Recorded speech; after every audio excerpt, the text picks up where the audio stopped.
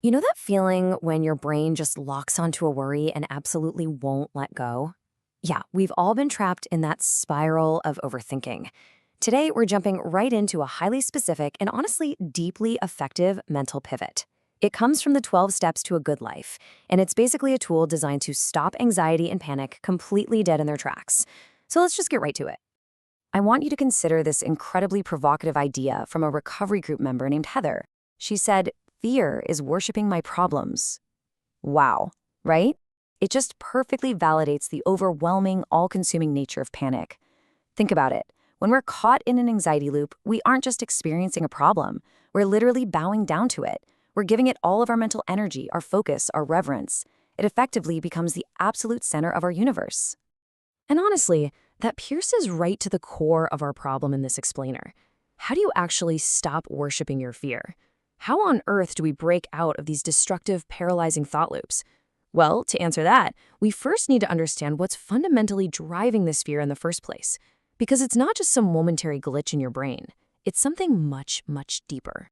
We need to start thinking of this anxiety not as a personal flaw or like you're somehow uniquely broken, but as the perennial struggle. This is a universal human ordeal. It's that enduring inner conflict, the constant pull between desire and fear, and the persistent frustration that runs through literally every single human life. We all eventually confront the unsettling truth that no matter how much you achieve, certain struggles, they just never completely disappear. But by actually naming it the perennial struggle, we can finally stop fighting the fact that we have anxiety and start looking at how we actually manage it. Because here's the kicker. Our desperate attempts to control and fixate on our difficulties actually fuel the panic. I mean, think about it. We obsess over past mistakes. We get locked in chronic indecision because we're terrified of making the wrong choice. We try to predict or dictate uncertain outcomes, basically trying to control a future that is entirely out of our hands. And the result of all this? We end up overreacting to tiny emotional triggers. These are all just different forms of worshiping the problem. We convince ourselves we're solving the issue by staring at it, but really we're just feeding the panic. So to solve this, we look to a psychological concept called thought stopping. Now, listen, it is absolutely crucial to understand what this is, and maybe more importantly, what this isn't. Thought stopping gets confused with thought suppression all the time, but thought suppression is just trying really hard not to think about a pink elephant, which, of course, instantly makes you think about a pink elephant. That's unhealthy. Thought stopping, on the other hand, is an active, deliberate mental pivot used to interrupt problematic thought patterns. You aren't just burying the thought, you are actively replacing it. And that leads us directly to the absolute core tool we're unpacking today. This specific technique is called the golden key, and it's borrowed from the writer Emmett Fox. The rule here is absolute. Your object is to drive the thought of the difficulty right out of your consciousness, substituting for it the thought of God or your higher power, whatever that means to you as something greater than yourself. It's a profound rule dictating complete replacement. You don't negotiate with the panic. You don't sit there and analyze the panic. You evict it, and you immediately move a higher purpose into that mental space. And this brilliantly illustrates exactly why this works. You simply cannot hold both of these concepts in your mind simultaneously. If you are actively thinking about your difficulty, you are not thinking about your higher power. It's really that simple. If you are deeply focused on a higher sense of peace and meaning, you cannot concurrently be worshiping your problem. The human mind just doesn't work that way.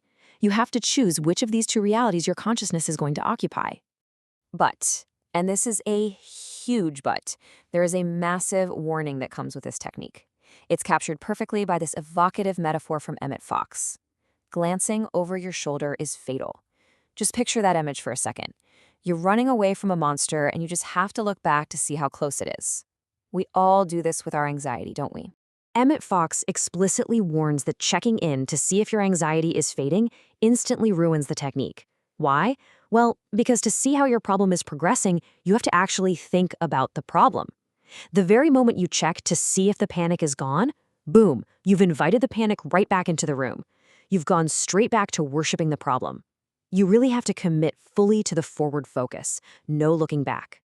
Okay, so let's bring this down to earth with a really actionable 3-step procedure for executing this mental pivot in your daily life. First, you need to select a trigger word or a physical action. This could be saying stop out loud, or cancel, or even just snapping your fingers. Second, the very second you notice that negative, panicked thought arising, immediately use the trigger. You're creating a sudden break in the loop. And third, intentionally replace it.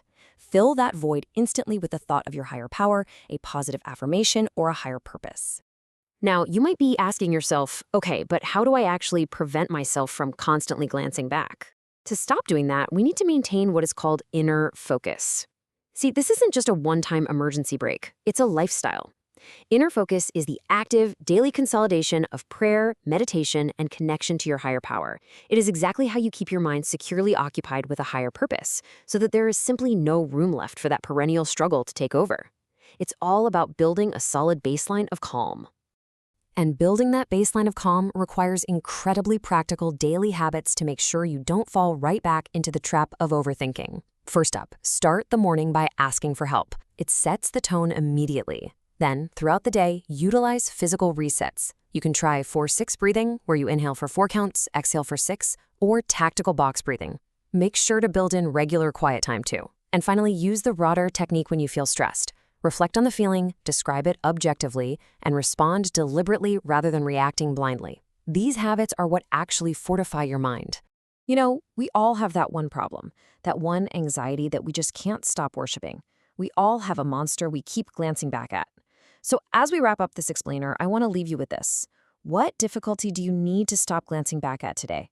What happens if you finally use the golden key, lock the door on that fear, and never, ever look over your shoulder again? Thanks for joining us, and I really hope you take this powerful tool into your day.